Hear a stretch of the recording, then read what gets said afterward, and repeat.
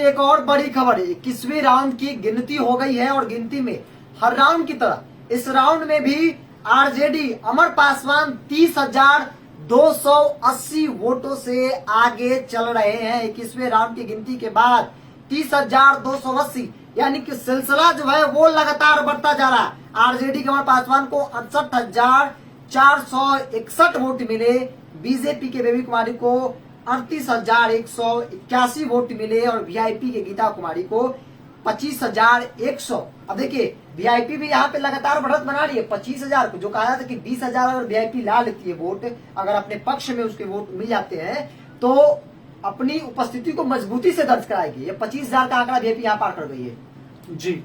RJD जो है 30,280 वोटों से अभी आगे चल रही है। बिल्कुल, तो ये काफी एक बड़ा आंकड़ा है जो कि राजद ने जीत की एकदम सुनिश्चित कर दी है कि बोचार सीट पर राजद जीत रही है। अब जैसा कि आपने पूछा दूसरे नंबर का खेल, दूसरे नंबर के खेल में सहनी और भाजपा ये दोनों तकरार में हैं और कभी भी आप देख सकते हैं कि ये जो फिगर है ये बदल सकता है, क्योंकि अभी ईवीएम खुलने बाकी है, समय अभी शेष है, कुछ राउंड के नतीजे और दिक्कत उन्हें तेजस्वी से है, कहते हैं कि घमंड है, तो इस घमंड वाले टॉपिक पे कॉम्प्रोमाइज तुरंत हो जाती है।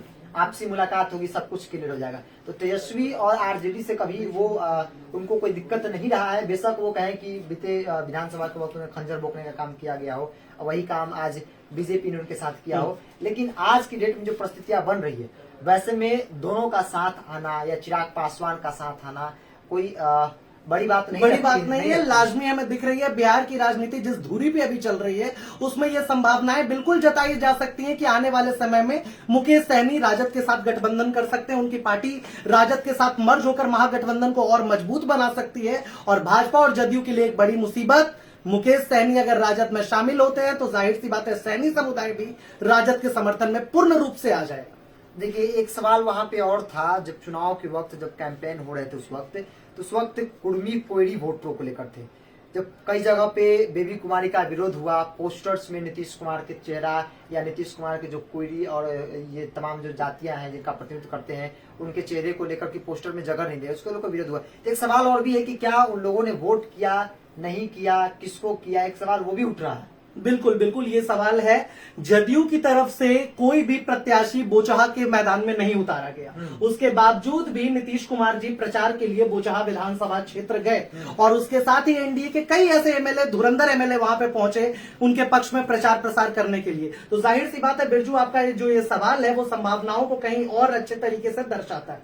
अब देखिए इस तमाम चीजों को लेकर लगातार हम आपको एक के कहा तो राउंड की अपडेट कर रहे हैं। 21वें राउंड की जो है वो मतगणना हो गई और इसमें आरजेडी 30,000 से ज्यादा वोटों से लीड करती हुई नजर आ रही है। अब हम चाहें कि हमारे सहयोगी तनवीर आलम आए और चीजों को संभाले, कमान उनके हाथ में दे जाते हैं। तो लगातार हम आपको बता रहे थे, हमारे सहयोगियों ने भी बताया आपको कि किस तरीके से 21वें राउंड की गिनती जो है वो पूरी हो चुकी है और महज अब 4 राउंड की गिनती बाकी है और 4 राउंड के बाद भी अब कुछ बदलने नहीं जा रहा है। आरजेडी के उम्मीदवार अमर पासवान जो है वो जीत का सेहरा पहनने जा रहे हैं, उन्हें जीत जो है वो बोचहा की जनता ने दे दी है। एक बार फिर से आपको बता देते हैं कि 21वें राउंड के बाद से जो 30,000 से भी ज्यादा का बढ़त अमर पासवान ने बना लिया है और जीतकर बिहार विधानसभा जाएंगे, शपथ ग्रहण होगा उनका। और तेजस्वी यादव के लिए बड़ी जीत है बोचहा में। पहली बार बोचहा की आप बात करें तो बोचहा में 2015 में तेजस्वी यादव और नीतीश कुमार की जोड़ी एक साथ थी, लालू यादव साथ में थे, मगर उस वक्त भी 2015 में हार हो गई थी आरजेडी की।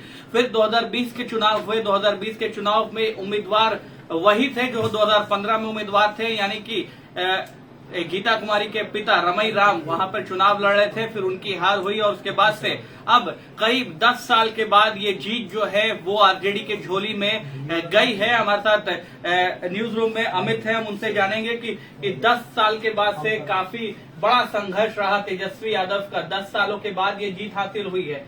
ये सीट उनकी रही पहले, लेकिन 10 साल से नहीं जीत पा रहे थे और आज उन्होंने साध लिया है इस सीट को, बोचहा जीत लिया है तेजस्वी यादव ने। तो 10 साल के संघर्ष के बाद आज क्या महसूस कर रहे होंगे तेजस्वी यादव?